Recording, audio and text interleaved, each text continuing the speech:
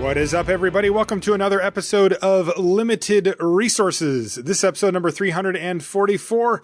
My name is Marshall. I'm one of your Limited Resources, and joining me on the line is Kenji Egashira again. Newmont the Nummy. Welcome back, sir. Hello, friends. Hey. Man, it is good to be here. Thanks for coming back again, Kenji. I do appreciate you cutting some time out of your week here to join us on LR while Luis is adjusting to his new life with the baby.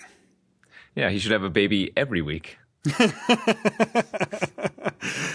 gonna hear that you said that. You know what? Maybe he shouldn't have a baby every week. That would be, there's a lot of logistical issues with that. All right, so we've got the Eldritch Moon rules and mechanics show and exclusive LR preview cards as well this week. We've kind of combined those into one show. We decided a few shows ago that the rules and mechanics show was not quite a full show worth of material. It's more about half a show. We didn't want to go quite as deep, and but we want to make sure that you sort of set the table here as we head into Eldritch Moon and you get an idea for what these mechanics do. And we've got, some nitty-gritty details on how they work so that when you sit down to play your pre-release, your release events, your subsequent drafts, that you know what's going on.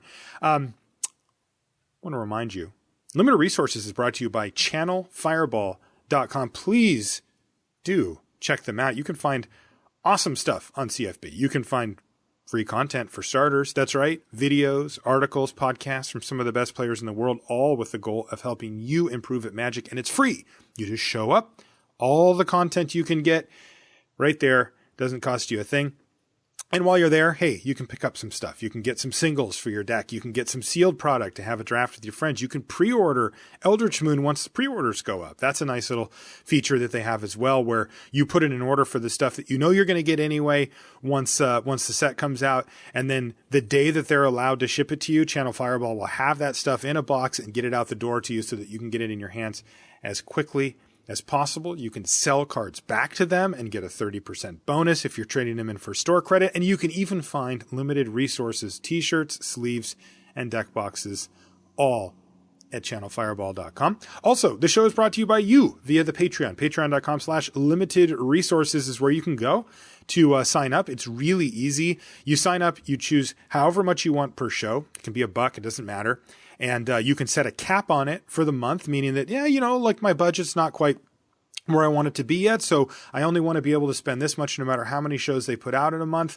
And you can cap it at that. No problem. If you do, you get a thank you card in the mail and you get entered into a bunch of giveaways. One of them is going to happen here. And you can ask questions for the listener question of the week, which we're going to cover in just a minute. Before we do, though, I do have that original Magic Art giveaway with that sweet playmat and the full set of tokens, including an Elmer and a Shelley and a bunch of other awesome original Magic Art tokens. That was from their Kickstarter that I talked about on the show many months ago. It is sitting in my living room. I put a picture of it up on the Patreon and on and on Twitter, and it's ready to go. And we've got our winner, Jessica. Jessica from Hamilton, New Jersey. You are the winner. I will be putting this in the mail for you sometime within the next week here.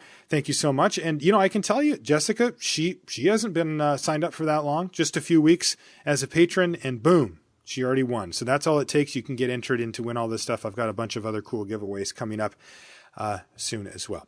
All right. I mentioned the listener question on the Patreon.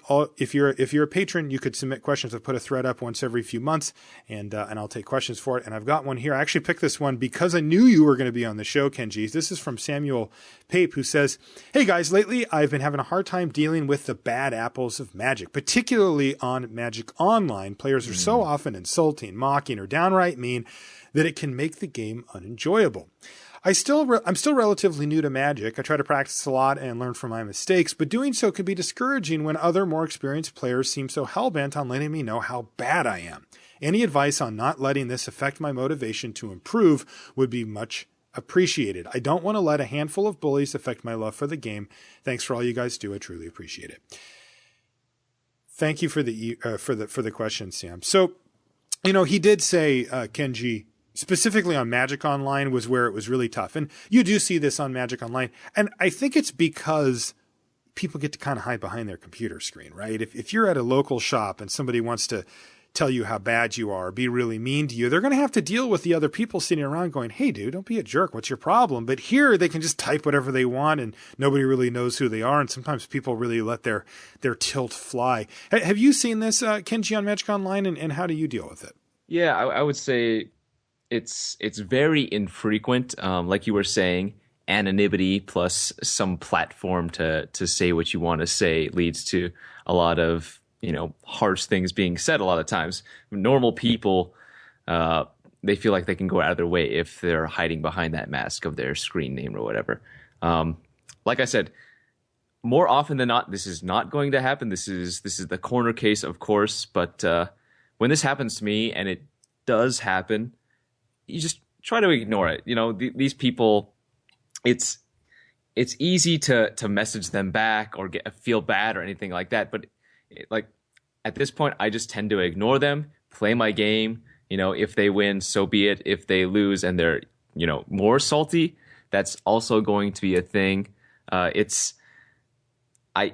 don't let it affect you, right? They're not doing anything to you specifically. Yes, they might be upset, they might be sad, they might be venting their frustration. But again, it's nothing against you. I think they would be doing that to anybody, right? They're not trying to slight you in any way. You just have to go about your game, go about your life, and try to ignore anything that anybody says on Magic Online. Yeah, I agree. It's interesting.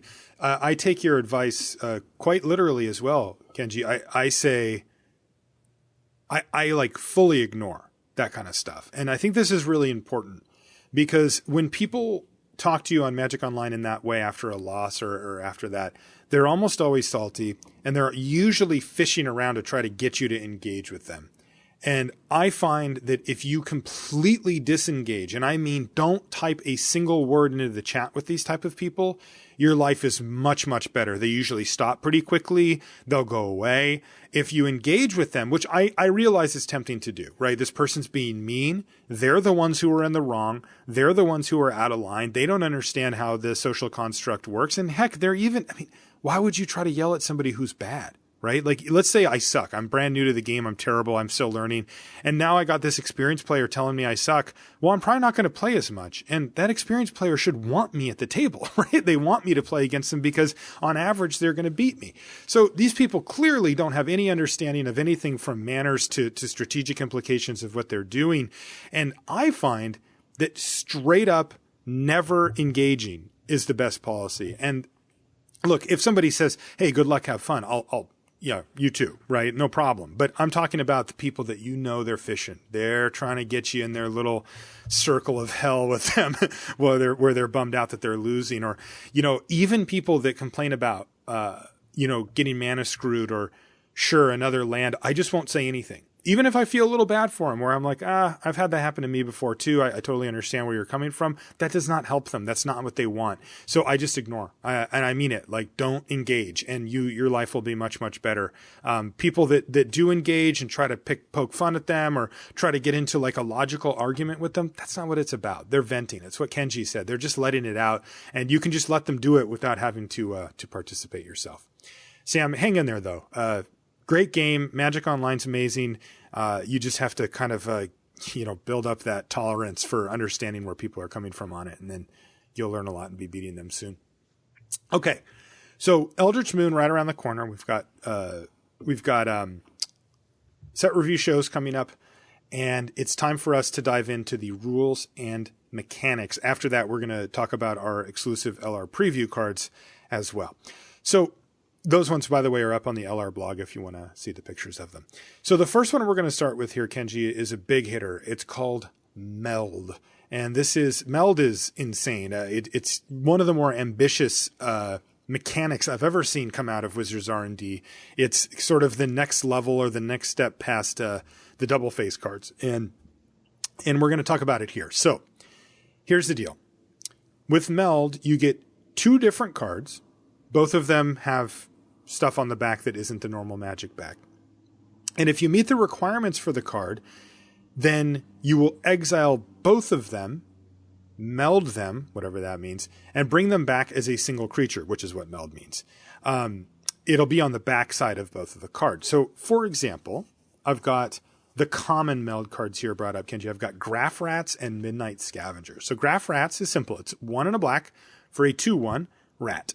And it says, at the beginning of combat on your turn, if you both own and control Graph Rats, which you do, and a creature named Midnight Scavengers, exile them, then meld them into Chittering Host. So Midnight Scavengers cost 5 mana. It's 4 and a black for a 3/3 human rogue. And it says, when Midnight Scavengers enters the battlefield, you may return target creature card with converted mana cost 3 or less, like the rats, from your graveyard to your hand. Okay? Now, what happens then is, at the beginning of combat on your turn, if you have both of those, okay, you're going to exile them both. Now, this just happens. This is not a May ability. It's just they're both going to get exiled. When they come back, they're going to be 1 card rather than 2. And if you look at the back of these meld cards, they have basically half of a magic card printed on the back. So if you stick them together, it'll look like one huge magic card, which, by the way, is really cool. And in this case, for example, Chittering Host is an Eldrazi horror with haste and menace, and it's a 5/6, and it says when it enters the battlefield, other creatures you control get +1/+0 and gain menace until end of turn. And remember, this all happened at the beginning of your combat step. So yes, Chittering Host is ready to rumble, can attack right now, and everybody else who's going to attack is going to get that bonus, the menace and the +1/+0. Okay? Weird, right, Kenji? Like, when you read these, this is not what we're used to, right, for Magic. No, this is completely unique. The double-faced cards that you were talking about before are the most similar to this new meld mechanic, but it is so weird. You have to have 2 cards, and then they transform into 1, like 2 specific cards, right? Yeah. Like, they have to have that name. And, like, you'll even see, if you read Midnight Scavengers, at the bottom, after all the normal rules text, in parentheses, it says, melds with graph rats. So it just kind of reminds you that, like, these two are sort of a pair. And the flavor here, by the way, is that, there's like an Eldrazi kind of, these things are being kind of mashed together into an Eldrazi, I think, right? Isn't that what you're getting here? Yeah, Emrakul's, completely corrupting everything on Innistrad, and the Graph Rats and Midnight Scavengers have somehow melded into a rat human rogue, well, in this case, an Eldrazi horror. Yeah, they just ended up growing a few extra arms, and off we go. Now, this stuff's a little weird, right? They've shown us a few other pairs of these cards. One of them is a mythic rare and a rare, and then the other one are 2 rares. And, they each have their own timing on when they meld, and the requirements are always that there's both of them on the battlefield, and then they become something much bigger and much scarier. But the cool part about this is that, you're getting you're getting this massive beast, right? This Chittering Host is kind of insane. Now, I want to talk about some of the things that you have to consider with meld, because you're going to have a lot of questions once you get a creature melded, or when you're about to get a creature melded, about how that works. Okay. So one of the points is, once melded, the creature, so in this case, the Chittering Host, is treated like any other creature with regards to attacking, blocking, enchanting, putting counters on it, etc. Okay? It's just a creature. That's it. It doesn't look like it, because it looks like 2 sideways magic cards jammed together into this huge thing, which it is. But as far as the game's concerned, that is just a creature. Mm-hmm. If, however, it leaves the battlefield, it will split back up into the 2 separate cards that it started as, and then those cards are going to go wherever the Chittering Host was going. So, for example, if it gets bounced to your hand, both cards go to your hand. Both of them. Kind of weird. If dying, like if it's going to go, dying meaning from the battlefield to the graveyard, both cards go into the graveyard, and then you turn them back over to their front-facing side. It's not a Chittering Host in the graveyard. It's once again a Graph Rats and a Midnight Scavengers as it sits in the graveyard. This also means that if the Chittering Host, in this case, the 2 cards are put into the graveyard, they unmeld back to the Rats and the Scavengers, which means you can't target just one of them to get them both back. They are 2 separate cards when they're in the graveyard. So, I think that, like, maybe your brain might tell you, well, once it becomes a Chittering Host, then it's going to stay that way. but it's not. Again, if it goes anywhere else in the battlefield, it's going to break up into its two smaller parts, and they're going to be treated as two separate cards again. I think that makes sense, though. Like in a flavor perspective, if I don't like if you were some human soldier and you were fighting against this chittering host thing, and you somehow defeated it, like you would find body parts of rats and I guess a human together. Yeah, probably. Also, the characteristics of their front side, they have those everywhere except on the battlefield, when they're transformed into chittering host. So, for example, if it says something like, return a card with converted mana cost 1 or less from your graveyard to the battlefield or whatever, it wouldn't look at chittering host, which doesn't have a mana cost. It would look at graph rats and or Midnight Scavengers separately, and it would see, well, one of them costs 5, one of them costs 2. You can't target either of these for that type of effect. It has the face-up characteristics of it. Also, this is a very subtle thing, but they're not double-face cards, like how we view them normally. Even though there is, card text and cards on the back, it's not the same thing as the regular double-face cards, so they cannot transform. Right. So if somehow you could or if you cast like a moon mist, if you were playing like cross set, they wouldn't do anything. Exactly. Okay. Exactly. And you can't, have half of a chittering host or whatever. So yeah, but that's a great, like you might think, oh, well, I'll transform them both and then I'll make a chittering host. And that's not how it works. So they cannot transform. Another thing that to keep in mind here, and it says on the front, but it's something that you really have to read. So I'll read it again. Graph Rat says, at the beginning of combat on your turn, if you both own and control Graph Rats and a creature named Midnight Scavengers, exile them, then meld them into chittering hosts. So the key here, one of the keys, you must own and control both in order to meld. If you steal one half of the combo, you mind control or whatever, welcome to the fold, the rats onto your side, and you've already got a Midnight Scavengers, it will not work. Oh. You will not be able to meld them. You have to own the card, which means, of course, it was in your deck when you started the game, and you also have to control it. Also, neither half can be a token of one of these cards. Like if you have a card that says copy target, put a token copy on the battlefield of target creature. So you're like, oh, I've got a rats, and then you play your scavengers and you think you're good to go. That will not work for melding. It has to be an actual magic card. Now, this is especially bad if you try it, because what actually happens is it will still trigger and it will in fact exile both of them. But once they're exiled, they will not meld and they will both stay exiled. It's kind of interesting. It is like the double-faced cards then. If you have a token of a double-faced card, it cannot transform. So if a Huntmaster of the Fells or whatever, if you make a token of it, it doesn't transform. It's that type of thing. Yep, exactly. You cannot turn them back on the other side, and the tokens can't do it because they don't have another side. So these are just, corner cases that are unlikely to come up, but they help us understand the fundamentals of how this mechanic actually works. They get exiled, they get melded together, they come back, and they re-enter the battlefield as one. So that's how that works. One other quick note on meld.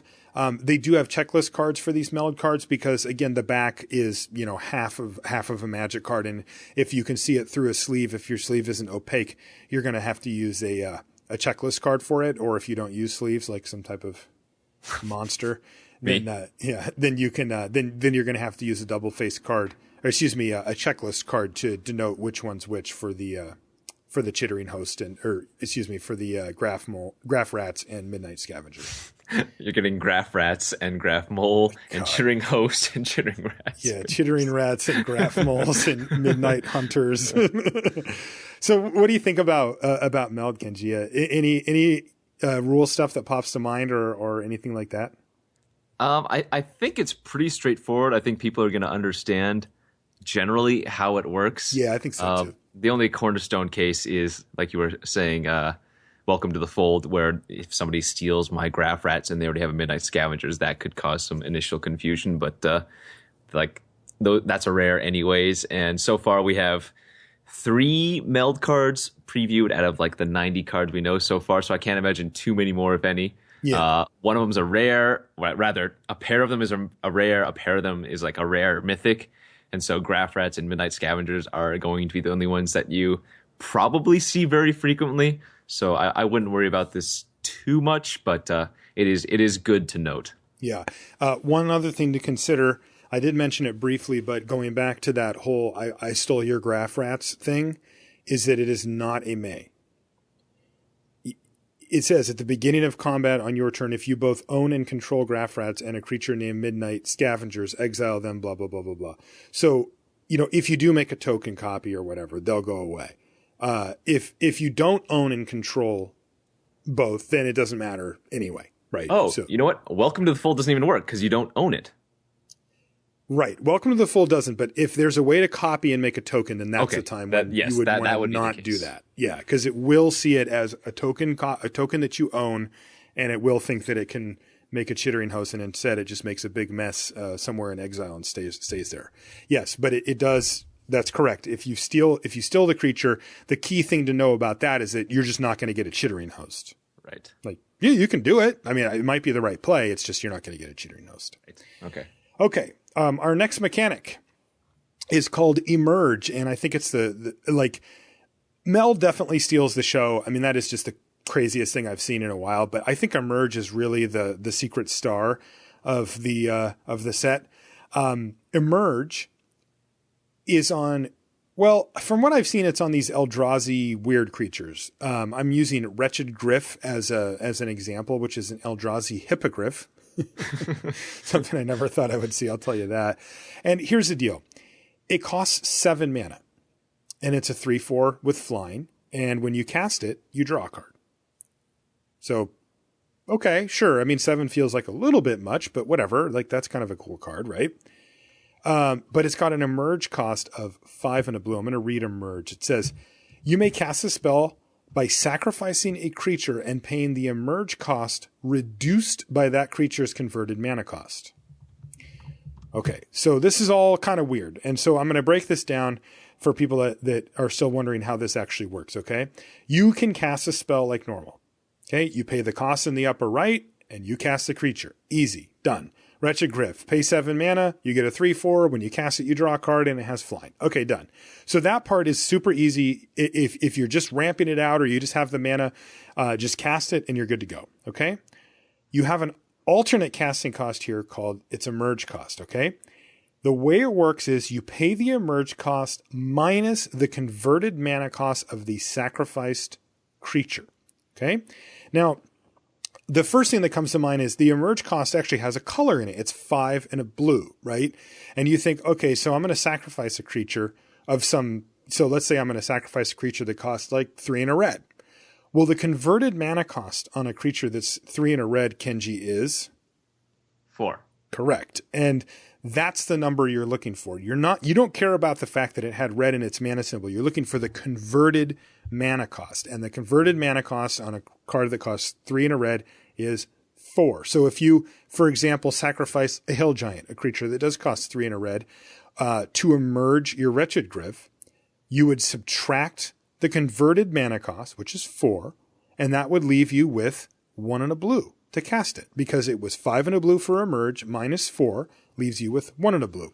So now you can cast Wretched Gryph for just 1 and a blue, so just 2 mana, which is really, really cool. But you did have to sacrifice a 4 mana creature for this privilege, so it's not free. It's in fact quite costly. Right. What do you think about Emerge? I think that's sweet. So just to reiterate, say I cast a blue hill giant. Say I cast a creature that costs a blue, right, and 3. Yeah. That wouldn't make the Emerge cost 2. Right. It would actually stay 1 and a blue. And the reason for that is the Emerge cost color component does not get reduced in any scenario.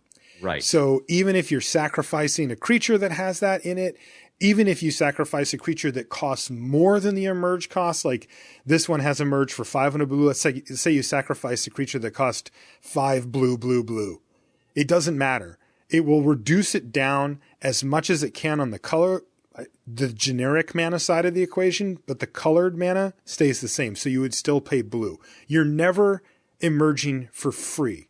You're always going to pay the colored mana using colored mana, and but you can get the generic mana side of the equation down to 0. You can do that.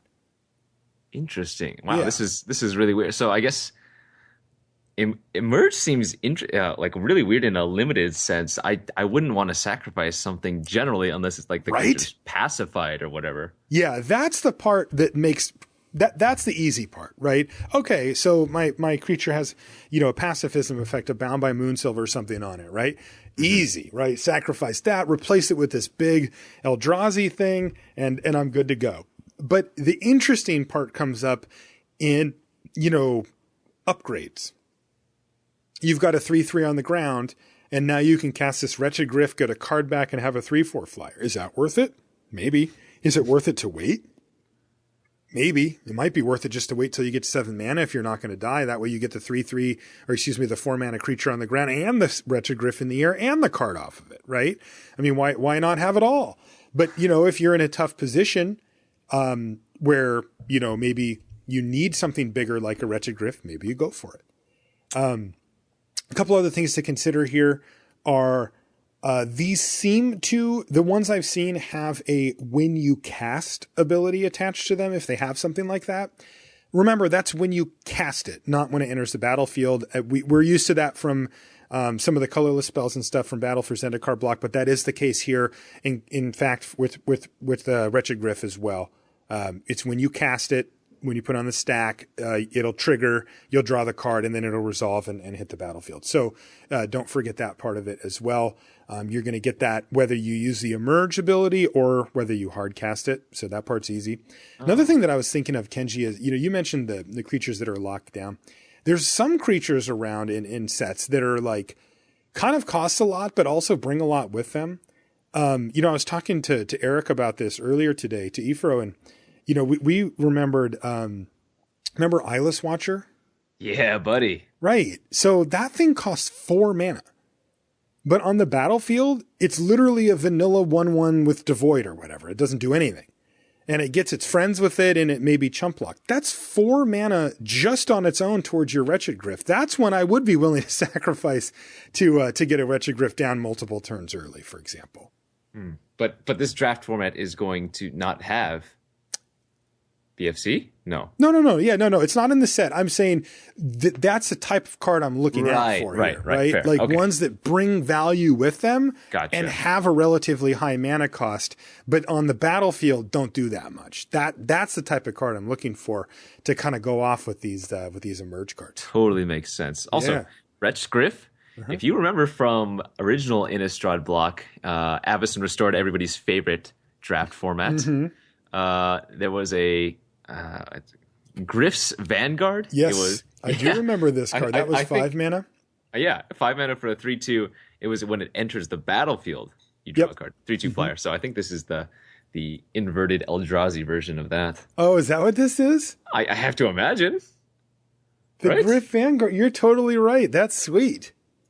I did not think about that. That's really funny. Yeah, when it enters the battlefield, draw a card. I want to look at the artwork to see if it's like some disgusting, twisted version of it. Well, I can't really tell, but yeah. Anyway, there's a bunch of Emerge cards in the set, and they look really cool, and a lot of them have really neat when you cast abilities, and that's, I think, where you're going to get a lot of the value out of these, is that, like, for example, the one we have here, Wretched Gryph, right? Well, it doesn't hurt quite as bad to sacrifice a creature on the battlefield if you're going to draw a card back anyway. At least you're card neutral on it, and even if it is a bit of a tempo hit against you. So, I find that interesting to try to match up these trade-offs where, like, well, I'm getting a creature plus something now, for the cost of a creature that I've already invested my mana in and already have on the battlefield. And I think that's going to be a calculation that's going to be really fun to make. Yeah, as we see more and more of the new set, I think Emerge will become something that's very, very cool, and a lot of the Emerge cards will be very, very good. I think so, too. Also, I mean, man, when you just get up to 7 mana and just slam this thing, you get a 3/4 flyer and draw a card. Like, it's pretty dreamy. I mean, sure. if you got the mana for it. Yeah. It's like a Mole Drifter. I wouldn't go that far. All right, one more mechanic to go through. We've got Escalate, and Escalate's pretty straightforward. It's the most straightforward of these mechanics for sure. So, Kenji, you and I have been playing Magic for a while now. And how many different versions of Kicker have we seen in our day? Like 3 or 4 or 10. I don't even know. It's like 3 or 4 with the word kicker in it and like 10 different variations. And this is a very useful tool for R&D to use, right? It's the ability to cast a spell and have an effect, or pay more mana and have a bigger effect, or pay something else and have a bigger effect. And, to me, that's a very straightforward, very cool, and it's one of those mechanics that makes sense and you get it and it doesn't clutter up your brain, right? Like Emerge is weird. Emerge is like, wait, what do I have to do? I sacrifice a creature as part of the cost. Okay. When can I do this anytime? No, it's still just a creature, all that kind of stuff. Right. And I think so. I mean, it's just, it raises questions, right? When it comes to Escalate, it does raise a few questions, but not nearly as many. So here we go. Escalate is the ability of a card that is modal, meaning it has multiple options when you cast it. You can add modes to it. So, for example, I've got Blessed Alliance here. It's 1 and a white for an instant, and it says choose one or more. Target player gains 4 life. Untap up to 2 target creatures, or target opponent sacrifices an attacking creature. Okay? Now, the cool part about it is that it's got Escalate 2 mana. So what that says is pay this cost for each mode chosen beyond the first. So what that means is you can pay 1 and a white, and you can choose one of the modes, and it'll happen, and that's it. Or you can pay 3 and a white to choose 2 of the modes, or you can pay 5 and a white to choose all 3 of the modes. Now, there's some things that are going to jump to mind. The first thing is it lets you choose multiple modes for modal spells at an extra cost. You cannot choose the same mode twice. This is the big question I think that most people have. You cannot just keep doing it over and over. You can choose to not escalate and just choose one option. That's fine. You can escalate as many modes as there are on the card. So in this case, there's 3. So you could do it for an additional, 2 escalates. You perform the actions on the card in the order they were written on the card. That happens for times when you choose more than one mode. Occasionally the game cares about whether you have 4 life first or after or whatever. And so you do actually perform the actions in the order that they're written on the card. That said, things don't happen in between.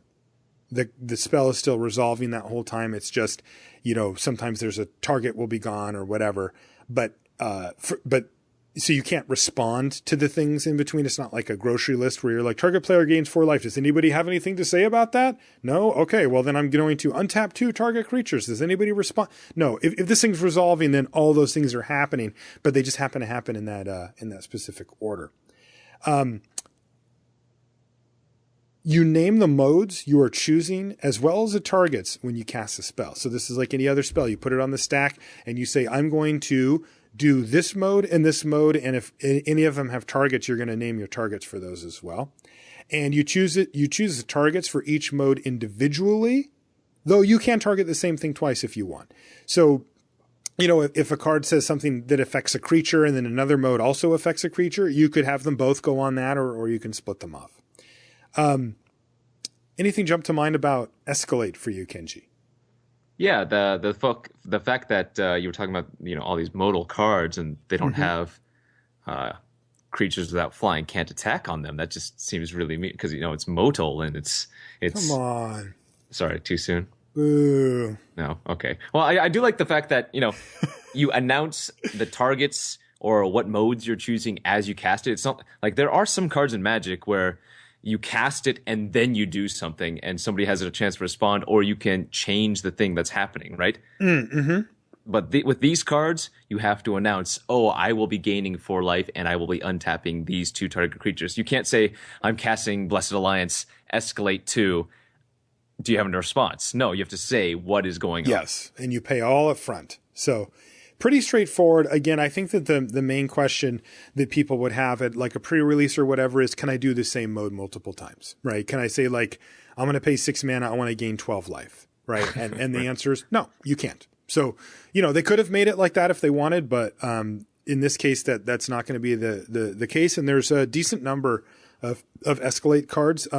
For the most part, you're paying different amounts of mana. There are a few exceptions in the set as well, though, from what I've seen. So, it's not all about that. But for the most part, we're talking about adding mana and getting more flexibility and more power out of your card, which I think is really cool. Yeah, I think these escalate cards are going to have less questions about them than the emerge cards, but I still think that players can easily confuse the way that this works. So getting it down just initially is really nice. Okay, so let's get into some chatter here about our predictions and such, okay? Now, this is something that, I try not to push this too hard on the show because, look, we haven't played with this set. We don't have the whole set. It's not a situation where we're going to be able to make super accurate predictions until we start getting, through the set reviews and getting our hands on the cards and talking to people and stuff. That being said, I think we can make some general type predictions, right? We can look at some of the cards that we've been given here, and we can start to ask ourselves about, well, what do these mechanics and what do these cards that we've looked at here, what do they tell us about what we might expect from the set? And I'll tell you what, Kenji, the thing that I'm seeing here, the predictions or the direction that I would assume that this is going to go is that this set is slow. Yes. Do you get the same vibe? Oh, absolutely. These emerge costs are insane. The escalate means you're going to be getting to later in the game generally, or at least it would feel that way. You're going to be spending a lot of time setting up before you actually are able to get a dominant board position to finish off the game. Yeah, and meld, same thing, right? I mean, we're talking about two specific cards. You're just not going to have those all the time. And if the format was super fast, if you were just blasting through, with this like hyper aggressive format, why have Graph Rats and Midnight Scavengers, trying to make a Chittering Host? Because I'll tell you what, it's going to feel really cool when you first make your first Chittering Host, right? Like that is you have to draft these cards, you have to draw them, they have to resolve, they have to be on the battlefield, when at the beginning of your combat, they have to survive that. And then boom, you get to do, really gross stuff. But like, to me, if we never got to actually do this, it would feel a little out of place. And in my mind, this is a type of thing that can happen in a slower format and not a super fast format. Yeah, and Shadows wasn't extremely fast. Yes, sometimes you were just dead early, but that's happens in any limited format where people can just curve out or get the nut draw. Yeah. But predominantly people are spending time investigating, sacrificing their clues. The game went on for a little while. So based on the cards that we've seen so far, I can imagine that is the same scenario, or it's just going to be the added scenario to what we're used to. Although, that being said, the meld card that we did look at, the Graph Rats and the Midnight Scavengers, that card, I can easily see killing somebody on like turn 5 or 6 with that. That ability is very powerful. Definitely, especially because the way to do it is like you Graph Rats on turn 2, whatever, it's just a stupid 2-1.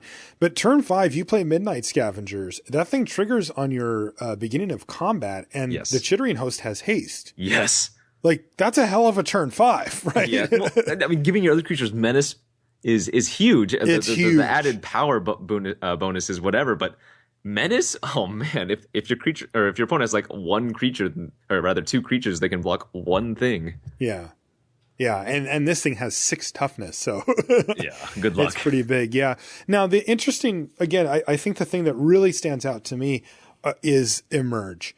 I'm really curious to see what's going to happen with this, because I can't tell. On one hand, Wretched Gryph or Example and all the other ones, they're colorless. And I mean generic or whatever you want to call it, right? They have no color requirement in their mana cost.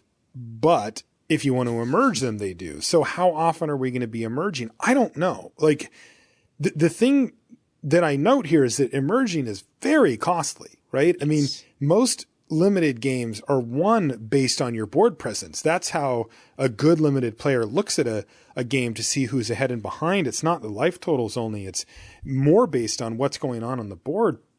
And sacrificing creatures to get more creatures down or to get better creatures down is generally not a strategy that you would want, right? You want both of them. You don't want to be killing the creatures you've already worked for and kind of putting all your eggs in these Eldrazi baskets here, just because, I mean, it they kill your wretched Griff or whatever it is that you're powering out with this, it's kind of like they got a 2-for-1.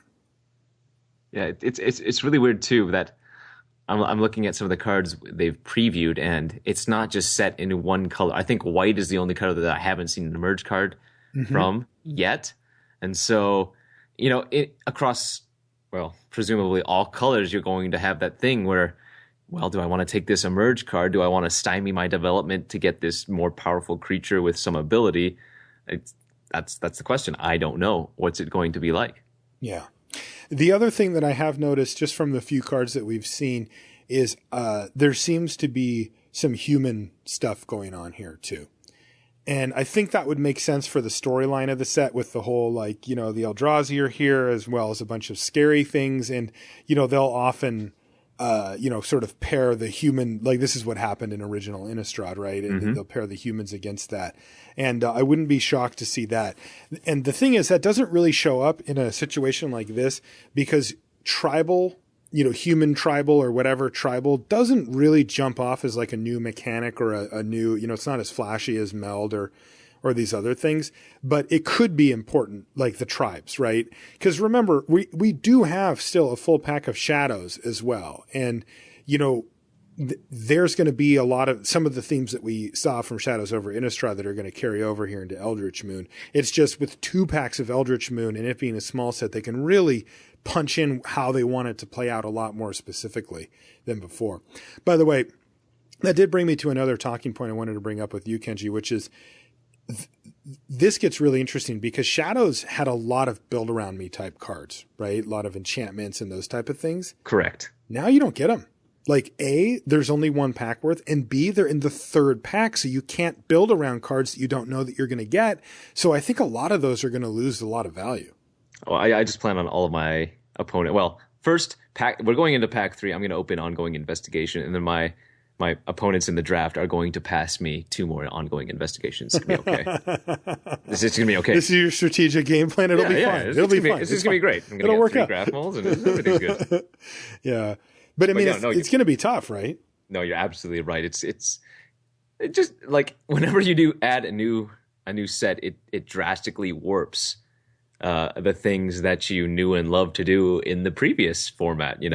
It's so with all these emerge cards, with all these escalate cards, even in addition to the new meld cards, like it's just going to make it so the things that you love to do, such as graph mole and ongoing investigation, for example, for example, not just no preference, but it's going to be a lot harder to do those things, and you're going to have to change your mindset. I think a lot of people going into these draft and sealed formats are like, okay, well, this is the good thing you can do in the old format, but this is not necessarily true when you're adding, Eldritch Moon. The thing is, there were some sets, yes, they carried over the themes, but no, this one's completely different. It's adding new things, and I think it's going to warp it dramatically. Yeah, it is. I mean, there's no investigate here.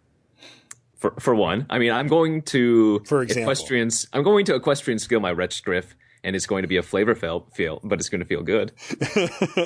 Right, but you're not cracking clues. Like the only clues you can get are come in Shadows, right? So all of those enchantments that were like, I'm all about clues, cracking clues, they're just no longer. They're just out, and it's like, wow, okay, well, those are all gone. Another thing that's going to be gone that I think is interesting are the werewolves as we knew them. Ooh. Yeah, the traditional Innistrad werewolves that care about this whole night and day thing, right? Where like nothing happens for a while. Okay, they're going to transform, 2 things happen. Okay, they're going to flip back. That is no longer, those just aren't in this set. Right. But so, what that means is that, we were talking about the speed of the format earlier and how like sometimes your opponent has that nut draw. Well, sometimes that was a result of werewolves and you not doing anything at the right time and just getting smashed. That's off the table now. Yes, but they do have those new werewolf. They're not exactly werewolves. I think most of them are werewolves. Oh, all of them are werewolves. Mm-hmm. So they can transform, but you have to pay.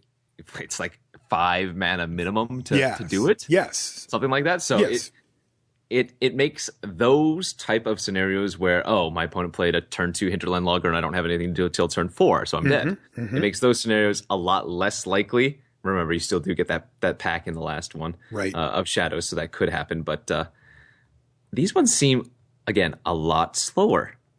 Yes. Like you were mentioning, a lot slower. That's what I take away from it too.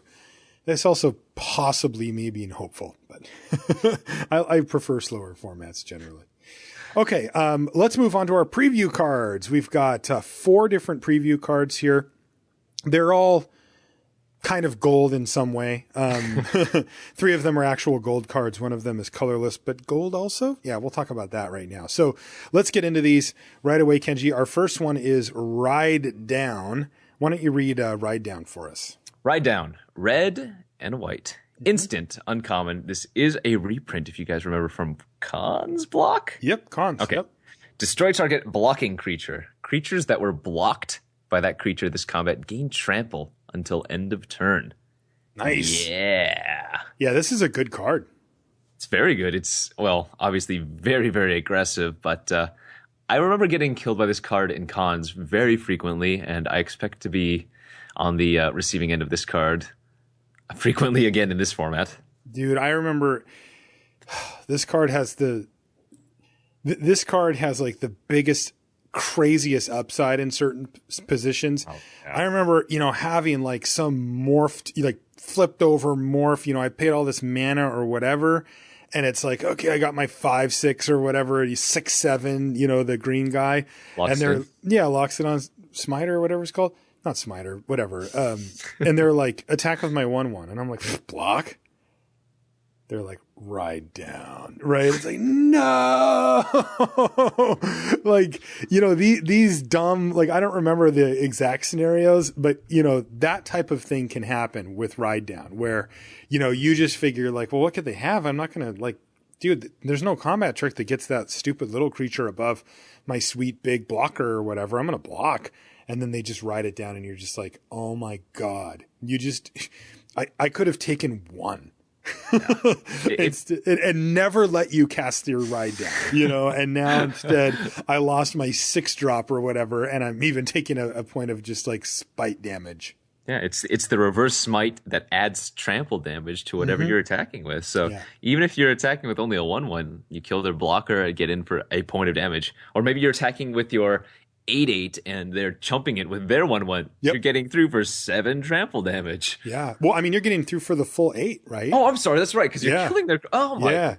So it's insane. Yeah. And that's a touchy little rules interaction that we should remind our listeners of as well, right? Which is that if your creature has trample and the thing blocking it goes away, gets bounced or killed, or its toughness goes, below to 0 or below, all of the damage carries over. Well, where a creature that doesn't have trample, it won't. Once it's blocked, it will not deal any damage to the player, even if the blocking creature were to go away for any reason. So, that's the little rules wrinkle that Ride Down takes advantage of. Now, let's talk about the downside for Ride Down, though, right? Only works if your opponent is willing to block, which means that if you're behind and getting beaten down, Ride Down does a whole lot of nothing. And it's weird because it goes from premium removal spell-ish to blank in the situation where you're not the attacker. Yeah, it's really weird. Like generally these type of cards I would tend to shy away from them, but this one has such high upside that Agreed. I'm like, well, I guess I have to run it even if, I'm a little bit slower or whatever. I agree. I do think it has the upside. Also, since it is red and white, those are traditionally that's traditionally a color pair that likes to attack a lot. And if that's the case in Eldritch Moon, then Ride Down will be a premium uncommon for that deck. If it's not quite the case, then it won't be. I mean, like you said, it's conditional. It's not that great in a lot of scenarios. The times when you do get it to work are very good, but it only took me once in cons or whatever it was to be like, right, that card, okay, right. And figure out going forward when people tried to lure me into trading off my huge creature for their stupid Ride Down. I just wouldn't let them because you do have the choice. So, right. Let me set up this scenario for an example. Okay. Oh God, what's the spider that can block 7 additional creatures? Watcher in the Web. Watcher in the Web. You're attacking with a bunch of creatures, and your opponent has a Watcher in the Web. Mm-hmm. that's the scenario. You have ride down, and then you get them, Marshall. That was it. That was your story. It. All right, they all get trample. Yeah, that means like your opponent's banking on watching the web. You're like, oh, I'll just block, his 5 creatures, and I'll be okay. I'm not going to take any damage. Ride down, take 10 instead. Squash the spider. I like it. Yeah. All right, let's move on to the next one. It's called Morn Willow. What does that one do? Morn Willow, green, black, and 1 for a 3/2 haste plant skeleton. I don't know how many plant skeletons we've had in Magic. No, but that's sweet. The art's pretty cool too. Yeah, there's like a face inside of his stomach, and then anyway, 3/2 haste plant skeleton. Okay. Delirium. When Morn Willow enters the battlefield, if there are 4 more card types among cards in your graveyard, creatures with power 2 or less can't block this turn. Creatures with power, so small creatures can't block this turn. It's a 3/2 haste in green as well. Wow, 3/2 haste for 3 in green with upside. Yes. Interesting. It's green-black. It's just a weird card, right? Like, what is the green-black beatdown deck that's been, begging for Morn Willow to show up? I don't know. There wasn't really a green-black beatdown deck in Shadows. It was more like a grindy value deck. Right. That's what I keep thinking, too. Now, in any scenario, a 3/2 for 3 mana is not that bad, and you tack on haste, and all of a sudden you've got a nice little card here, and the delirium aspect can be pretty annoying for your opponent as well if they're trying to, get a bunch of tokens or small blockers or anything like that down. But I like the card. I think it's good. It confuses me though. I don't know where it fits. That's the thing that I'm trying to figure out for Morn Willow is just where's your home, Morn Willow? Because it feels like it wants to be a very aggressive card.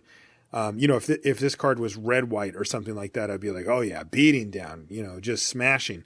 But the fact that it's green and black makes me think that it might have a little bit of a harder time finding a home potentially. Yeah, that's exactly what I was going to say. If this was red-white, I'd be like, yeah, that makes total sense. But green-black, historically in Shadows, like this is good versus the green-black decks where they have like Crawling Sensation and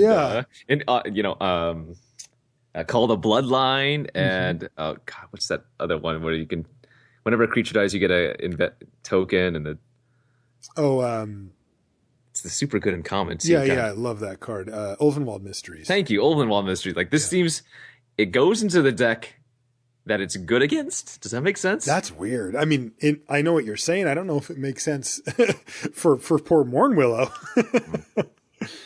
I don't know. Maybe it gets splash. See, that's the thing. It's not a very good splash either. Yeah, I don't know.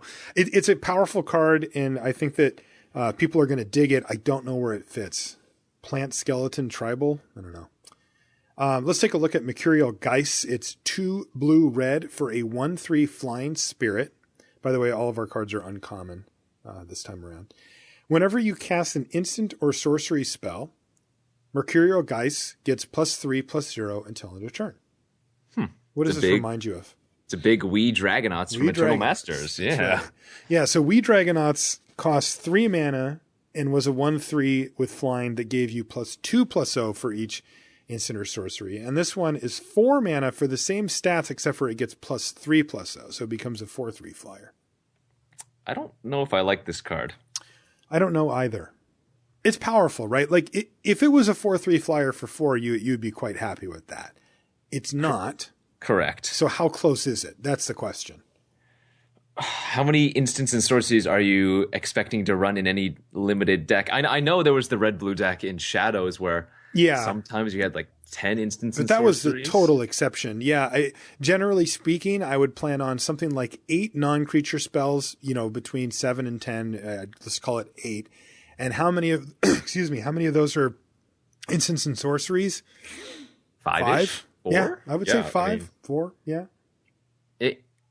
This seems more like a build-around card in Limited than a card that you're just like, oh yeah, I got Mercurial Geist, so I'm going to slam that. I agree. That's what I saw from it too. It feels, I wonder, because, so going back to Shadows, we have the blue-red deck that you talked about, where sometimes you play 10, 15 sorceries, and it's, I mean, that deck could get completely out of hand. My assumption is that the tools for that deck are not going to be an Eldritch Moon, I don't know that yet, but that's what my assumption is, mainly just because we see that type of deck so infrequently in Limited, right? Like that blue-red deck, you know, the Rise from the Tides deck, that is just not a thing that happens very often, right? It does. Like, it's worth considering. I remember when Luis and I did the set review, you know, he was like, well, what if there is a deck with this many? And it's like, okay, well, then I could see this card being fine, because I was pretty down on Rise from the Tides when I saw it, because it's not that good on its own, right? But it turns out you actually can build around it. It's the most important card in the deck, probably. And yes, you did run 10, 12, 15, you know, just an insane number of instants and sorceries. Coming to Mercurial Geist, though, my assumption is that they weren't able to carry that over here in Eldritch Moon. And if that's the case, then the Geist becomes, really not that great. I mean, the 1/3 flyer for 4 is really underwhelming, right? It's a gold card too. Like, that is just very tough pill to swallow. Now, if I could activate it most turns, then I would be pretty interested in it. So that's the big question mark for Mercurial Geist, and I don't know the answer to it yet. Well, again, even if you could activate it every turn, it's terrible on defense still, generally speaking, right? That's a good point. Actually, that's a really good point. Yeah. And if you're casting a sorcery, or if you're heavy on sorceries, then it's only getting it on your turn. Yeah. And then it's just awful on defense. You're like, I guess I have to attack with my 1/3 because I'm not blocking with it. Right. And your 1/3 4 mana creature that's gold. Remember, there will be some percentage of games you don't get to cast it on turn 4 because you never found that blue mana. You only had a few mountains or whatever. It's like, right. I want it to be good. Let's put it that way. I want it to be good. Now, what about this? When you and I played our Pauper match for Community Super League recently, okay, you did not stop at 1 instant or sorcery during a turn. Sure. Now, we've described how difficult this is in Limited, but let's keep in mind, right, that if you do have Mercurial Geist and you go like removal spell, card draw spell, bang, bang, right? Now you're hitting for 7 in the air that next turn. Now, is that me living the dream a little too hard, or is that something that we can actually see? You could. That's the thing with this card. It can be awful. It can be the worst thing ever, or it could be insane. And I think average, it's going to be less than par. You know, it's going to be subpar. Yeah, that's what I think too. I think there's going to be stories at the local shop of, you know, that one player, she attacked me for 10 with her Mercurial Geist, you know. And then you're also going to get the story of, well, it chump blocked pretty well, or it held back a 2-drop, which is like, ugh. Yeah.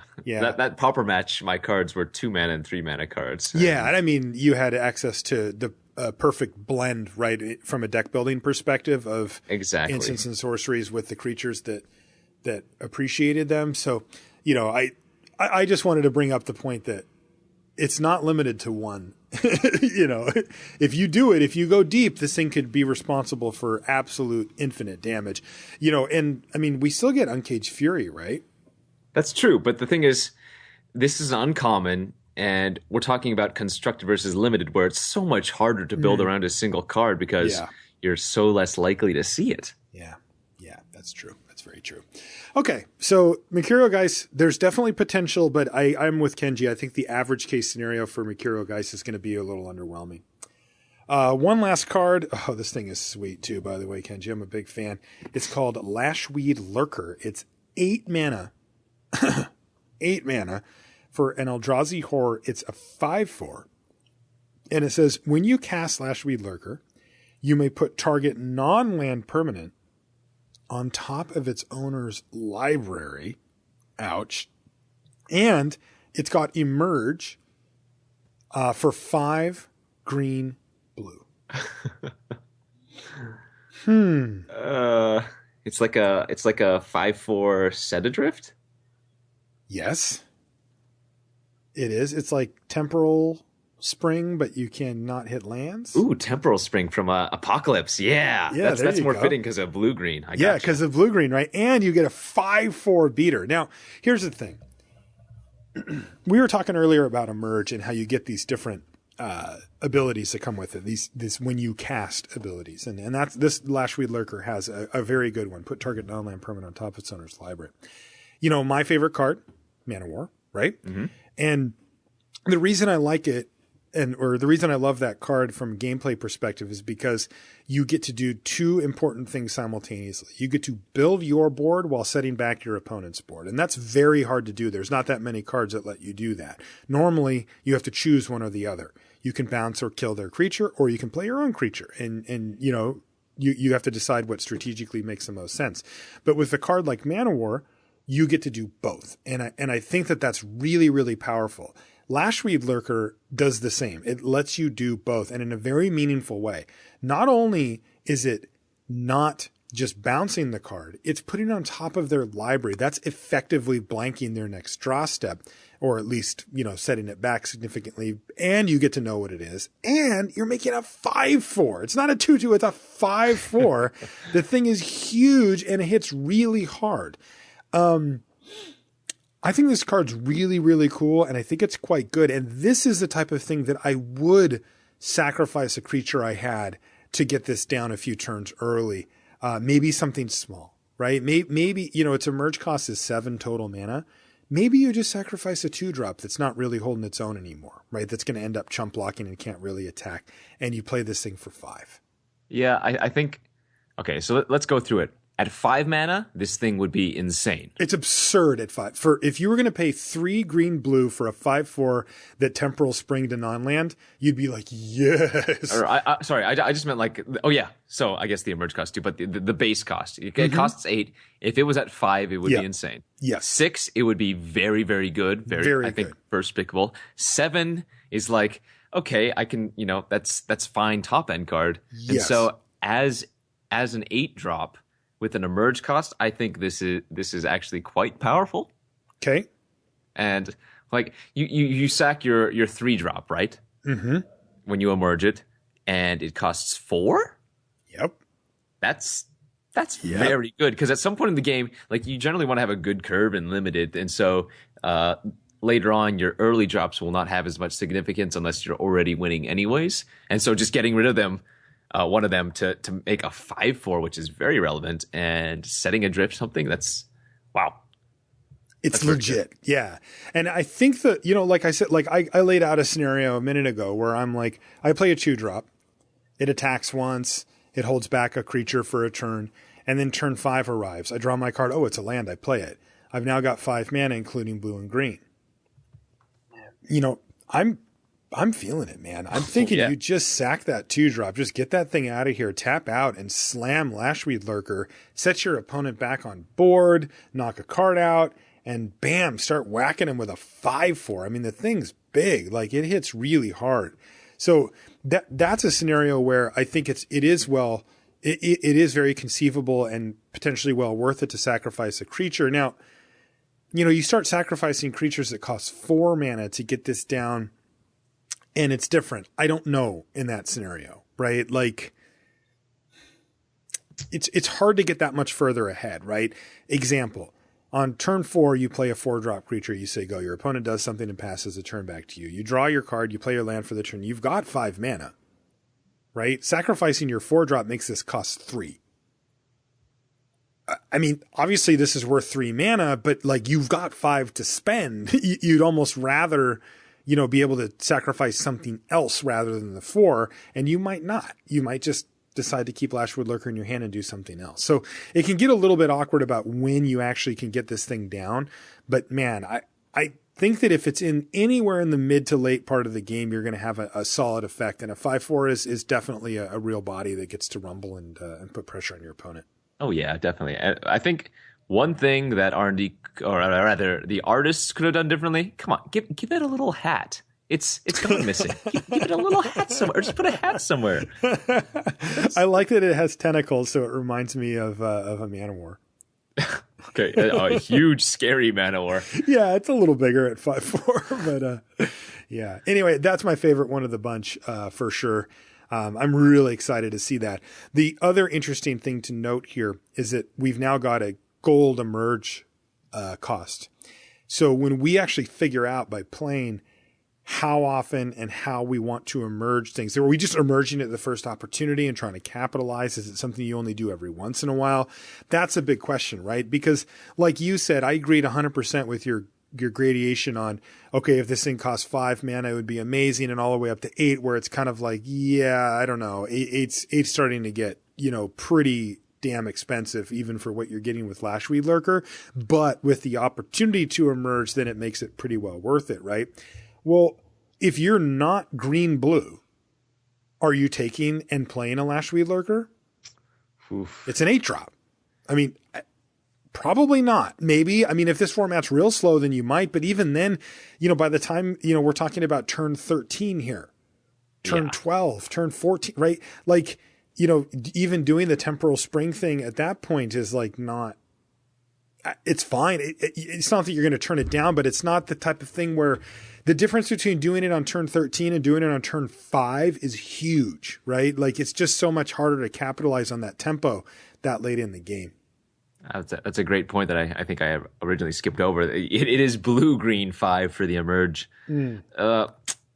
I guess we'll have to see what kind of other fixing we also get in the format too, because I can see splashing, or you're just running a random forest or random island in my deck just for that reduced cost in a later game. Mm-hmm. But with the plan A of being, I'm just going to hard cast it. Correct. It's like one of my top end cards, my very few top end cards. One other thing of note with Lashweed Lurker, it says when you cast it, you may put target non-land permanent on top of its owner's library, which means you can do it to yourself. Correct. Is there a scenario where you would do that? Sure. We were talking about Bound by Moonsilver earlier. If somebody has a Bound by Moonsilver on one of my other big creatures, or just any creature, and you don't want your opponent to be able to move it over by sacrificing a permanent, you can put it back on top of your library and get rid of their Bound by Moonsilver. Never feels good to put your own creature on top of your own library, though, does it? Yeah, but if it's gaining something and then also negating your opponent something, maybe it's worth it. Yeah, totally. And if it's a game breaker that they've cast that on, and you're like, well, what card would I like to draw more than any? It's that one. Sure. Do it. Why not? Yeah. So that's something to keep in mind with the Lurker as well. Okay, that's going to do it for the rules and mechanics and for the LR previews. That was a fun one, Kenji. These shows are always cool. It's kind of the calm before the storm, before we get the full set in front of us and before we start doing set reviews and getting down to the nitty gritty on that. But fun stuff. And definitely one of the shows that helps, generate excitement, right? Like, it's hard not to get excited for the new set when you read about the new mechanics and you start wondering what other type of things they're going to do with Emerge and Escalade and Meld and that kind of stuff. So yeah, I can already feel my palms. I was going to say salivating, but that doesn't make sense. Palms sweating at the thought of drafting it online. So it's funny. I think palm salivating probably is on flavor for Eldritch Moon. It's like some Eldrazi just flew by you, and now your palms start salivating. Grotesque mutation. I'm going to gain some life while I'm at it. Exactly. All right. Well, Kenji, thanks again for filling in, man. Obviously, we'll have you back on the show at some point. We always do. But I just wanted to say thanks for coming to hang out with us. No, it's always fun, and thank you for having me. If you want to find us on social media, I am Marshall_LR, and Kenji is Numat the Nummy. Make sure you check out his Twitter and also his stream, twitch.tv/Numat the Nummy. You can find him streaming every weekday. Basically, yeah, you're on there all the time. Once Eldritch Moon hits, I know you'll be in full swing as well, testing out the new set and all that stuff on Magic Online. I want to remind you that Limited Resources is brought to you by channelfireball.com. Make sure you check them out if you need anything Magic related. They got free content. They've got sealed product. They've got singles. They've got cool supplies like Limited Resources sleeves. That's right. Deck boxes, t-shirts. It's all there at Channel Fireball. Next week, Owen Turtenwald comes on the show. He is filling in for Luis while Luis takes care of the baby, and we're going to have the set review shows with Owen. So that's something to look forward to as well. We had those lined up actually about a month ago, and then Naya decided to show up a little early. So we've had a little more fill-in time. And then I'll touch base with Luis after that. We'll see when he wants to get back in. I really want to make sure that he has enough time to enjoy this time with his new child, and also to get used to his potentially new schedule and all that kind of stuff. So set reviews coming up. We certainly look forward to that. That is going to do it for this one. Thanks so much for hanging out. We'll see you next time. My name's Rich Hagan, and my Bad Beat story comes from the last millennium. The year is 1999. The city is London, UK. My home Pro Tour, my first Pro Tour. I am so nervous. I'm so excited. The format is Urza's Saga Limited. I know I am terrible at this format. I've only been playing for 2 years. I'm there for the experience. My honest estimation, my ability at this point is that across 7 rounds, I am probably a 2 wins, 5 losses player. If I win 3 matches, I will be really pleased. And if it happens that I sequence them in such a way that I'm ever at 2-1, for example, I will be absolutely delirious with joy.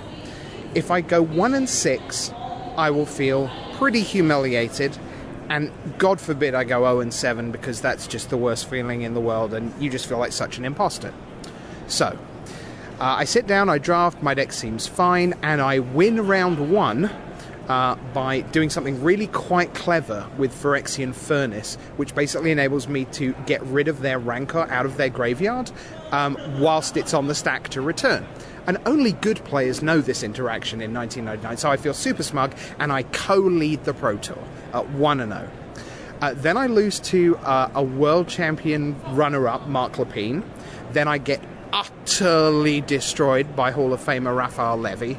And then I lose again. And this is all in the first draft pod. So I'm at 1-3 coming out of the first draft pod. And I think, okay, all I need to do is win 1 of my 3 matches, and that's par. And if I happen to 3-0, ho, ho, ho, then that's a positive record. That would be outstanding. So I'm really excited going to the second draft. I draft mono 4-drop flyers, 2/2 flyers with upside. So my deck's super slow and doesn't have a late game either. It just has an endless procession of mid games. I have like 13 flyers, but they all cost 4. This is clearly abysmal in any format. So I'm not super confident. In round 5, I lose to double Morphling. Double Morphling. Okay, that's fair enough. Now I'm at 1-4.